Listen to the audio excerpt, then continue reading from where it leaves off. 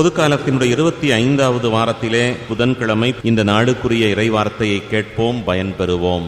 நீதிமொழிகள் ஆகமத்திலே தரப்பட்டிருக்கின்ற இறைவார்த்தையை வாசிக்க நாம் கவனத்தோடு கேட்போம். எனக்கு செல்வம் வேண்டாம், வறுமையும் வேண்டாம், எனக்கு தேவையான உணவை மட்டும் தந்தருளும். நீதிமொழிகள் நூலிலிருந்து வாசகம். அதிகாரம் 30, இறை வசனங்கள் 5 முதல் 9 முடிய. கடவுளின் ஒவ்வொரு வாக்கும் பரிசோதிக்கப்பட்டு நம்பத்தக்கதாய் விளங்குகிறது. தம்மை அடைக்கலமாக கொண்டவர்களுக்கு அவர் கேடயமாய் இருக்கிறார். அவருடைய வார்த்தைகளோடு ஒன்றையும் கூட்டாதே, கூட்டினால் நீ பொய்யன் ஆவாய். அவர் உன்னை கடிந்து கொள்வார். வரம் 2 உம்மிடம் கேட்கிறேன், மறுக்காதீர். நான் சாவதற்குள் அவற்றை எனக்கு அளித்தருளும். வஞ்சனையும் பொய்யும் என்னை விட்டு அகல செய்யும். எனக்கு செல்வம் வேண்டாம், வறுமையும் வேண்டாம், எனக்கு தேவையான உணவை மட்டும் தந்தருளும். எனக்கு எல்லாம் இருந்தால் நான் உம்மை எனக்கு தெரியாது என்று மறுதலித்து ஆண்டவரை கண்டது யார் என்று கேட்க நேரிடும். நான் வறுமையுற்றால் திருடனாகி என் கடவுளின் திருப்பெயருக்கு இழிவு வரவிக்கும் நேரிடும். ஆண்டவரின் அருள்வாக்கு. இறைவனுக்கு நன்றி. திருப்பாடல் 119.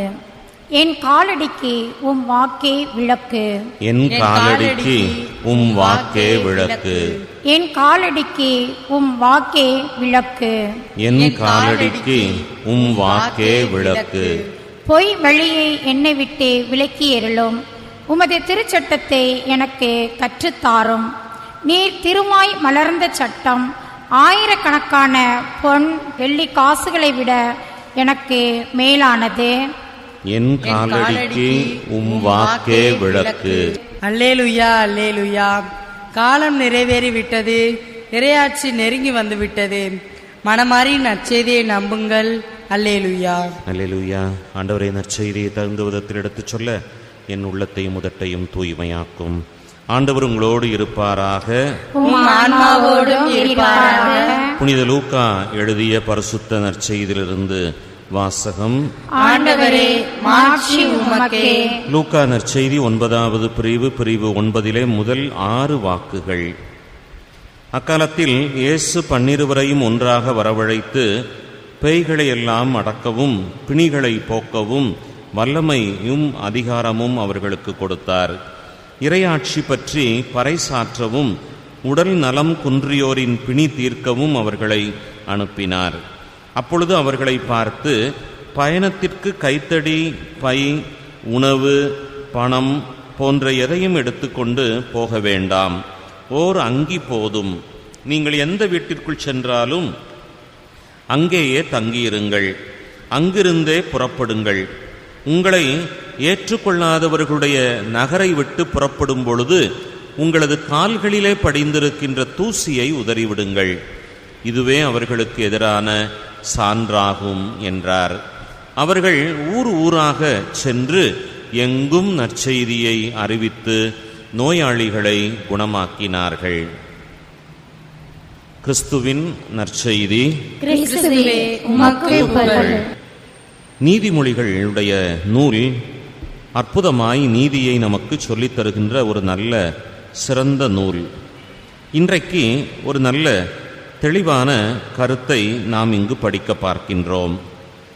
மிக அழகாக எழுதப்பட்டிருக்கிறது,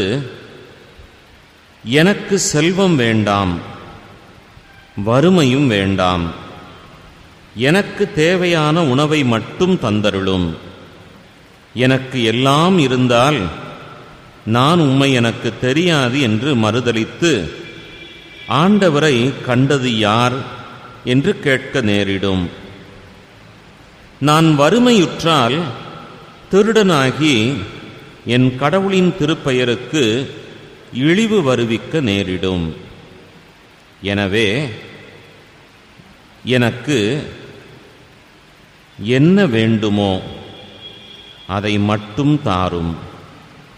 செல்வமும் வேண்டாம், வறுமையும் வேண்டாம், தேவையான உணவை மட்டும் தந்தருளும். மிக அற்புதமான ஒரு ஆழமான கருத்து கொண்ட ஒரு செய்தி. செல்வம் இன்றைக்கு நம்முடைய பார்வையை மறைத்து விடுகின்றது. செல்வத்தை சேகரிக்கின்றவன் விண்ணரசிலே நுழைய முடியாது என்று சொல்லப்பட்டிருக்கிறது. அதற்கு ஆண்டவர் கையாளுகின்ற அற்புதமான ஒரு சிறிய எடுத்துக்காட்டு, ஊசியினுடைய காதிலே ஒட்டகம் நுழைந்தாலும் நுழையுமே ஒழிய செல்வர்கள் யாரும் விண்ணரசிலே புக முடியாது என்று கூறுகின்ற ஒரு ஆழமான கருத்தை நற்செய்தியிலே நாம் படிக்க பார்க்கின்றோம்.